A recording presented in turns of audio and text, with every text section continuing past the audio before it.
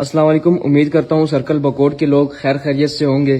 آج کی یہ پوسٹ سرکل بکوٹ کے مسائل کے حوالے سے ہے۔ سرکل بکوٹ کی روڈ جو تقریباً 87 گاؤں کو آپس میں ملاتی ہے، اس روڈ کا کئی عرصے سے مرمت نہیں ہوئی، جو آج خوفناک منظر پیش کر رہی ہے، جس میں آئے دن حادثات ہوتے ہیں۔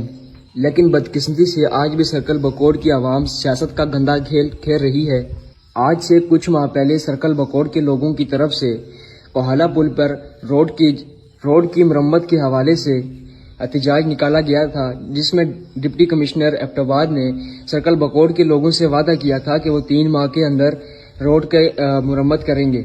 لیکن آج 6 ماہ گزر گئے ہیں، لیکن اس روڈ کی مرمت کا کام نہیں ہوا۔